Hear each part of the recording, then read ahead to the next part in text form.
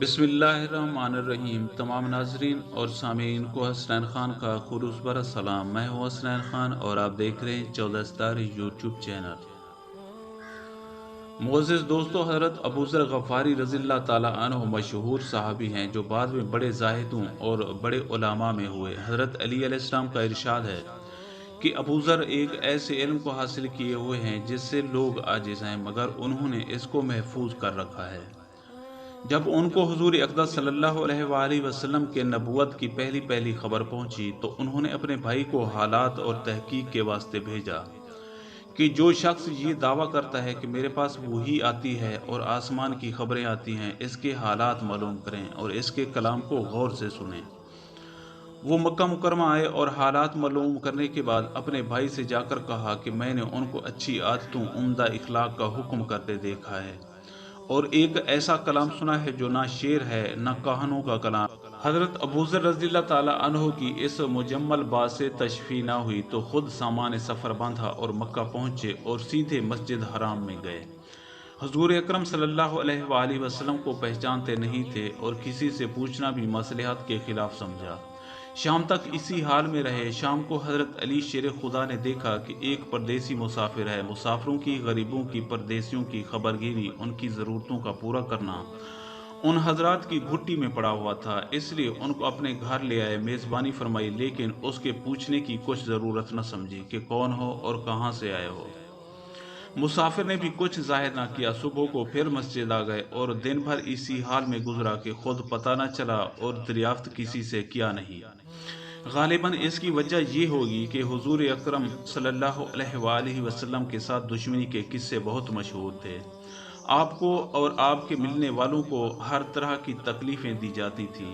ان کا خیال تھا کہ صحیح حال معلوم نہیں ہوگا اور بدگمانی کی وجہ سے مفت کی تکلیف علیحدہ رہے گی۔ دوسرے دن شام کو پھر حضرت علی علیہ السلام کو خیال ہوا کہ پردیسی مسافر ہے، بظاہر جس غرض کے لیے آیا ہے وہ پوری نہیں ہوئی، اسی لیے پھر اپنے گھر لے گئے اور رات کو کھلایا سلایا، مگر پوچھنے کی اس رات کو بھی نوبت نہ آئی۔ تیسری رات کو پھر یہی صورت ہوئی تو حضرت علی علیہ السلام نے دریافت کیا، فرمایا کہ تم کس کام سے آئے ہو، کیا غرض ہے؟ تو حضرت ابوذر رضی اللہ تعالیٰ عنہ نے پہلے ان کو قسم اور عہد و پیمان دیے اس بات کے کہ وہ صحیح بتائیں گے۔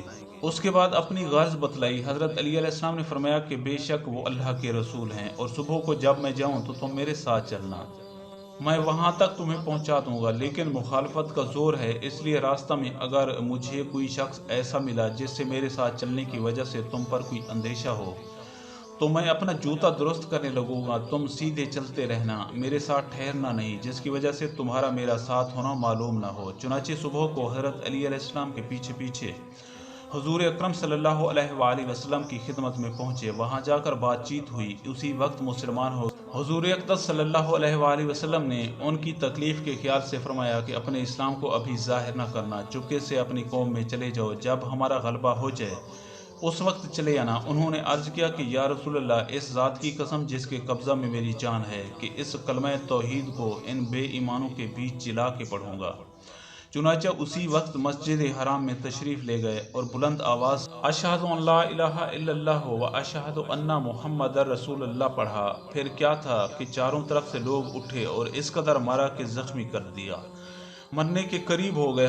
حضور صلی اللہ علیہ وآلہ وسلم کے چچا عباس ان کے اوپر بچانے کے لیے لیٹ گئے اور لوگوں سے کہا کہ کیا ظلم کرتے ہو، یہ شخص قبیلہ غفار کا ہے اور یہ قبیلہ ملک شام کے راستے میں پڑتا ہے، تمہاری تجارت وغیرہ سب ملک شام کے ساتھ ہے، اگر یہ مر گیا تو شام کا آنا جانا بند ہو جائے گا۔ اس پر ان لوگوں کو بھی خیال ہوا کہ ملک شام سے ساری ضرورتیں پوری ہوتی ہیں، وہاں کا راستہ بند ہو جانا مصیبت ہے، اس لیے ان کو چھوڑ دیا۔ دوسرے دن پھر اسی طرح انہوں نے جا کر پھر بآواز بلند کلمہ پڑھا اور لوگ اس کلمہ کے سننے کی تاب نہ لا سکتے تھے، اس لیے ان پر ٹوٹ پڑے۔ دوسرے دن بھی حضرت عباس رضی اللہ تعالیٰ عنہ نے اسی طرح ان کو سمجھا کر ہٹایا کہ تمہاری تجارت کا راستہ بند ہو جائے گا۔ حضور صلی اللہ علیہ وآلہ وسلم کے اس ارشاد کے باوجود کہ اپنے اسلام کو چھپاؤ، ان کا یہ فعل حق کے اظہار کا ولولہ اور غلبہ تھا کہ جب یہ دین حق ہے تو کسی کے باپ کا کیا جاتا ہے جس سے ڈر کر چھپایا جائے، اور حضور صلی اللہ علیہ وآلہ وسلم کا منع فرمانا شفقت کی وجہ سے تھا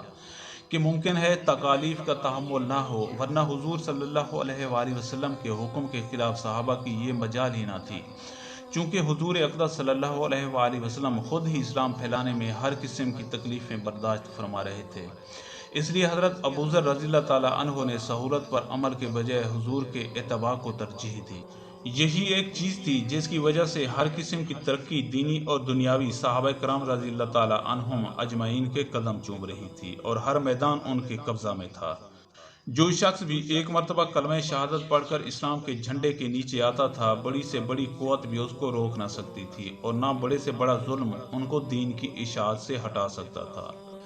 پیارے دوستو، ہم امید کرتے ہیں کہ آپ کو ہماری یہ ویڈیو اچھی لگی ہو۔ اگر آپ کو ہماری یہ ویڈیو اچھی لگے تو پلیز آپ ہمارے چینل کو سبسکرائب اور اس ویڈیو کو لائک ضرور کیجیے۔ اب ہمیں اپنی اگلی ویڈیو تک کے لیے اجازت دیجیے، اس دعا کے ساتھ کہ اللہ پاک آپ کو اپنے حفظ و امان میں رکھے۔ اپنا بہت زیادہ خیال رکھیے گا۔ شکریہ، خدا حافظ۔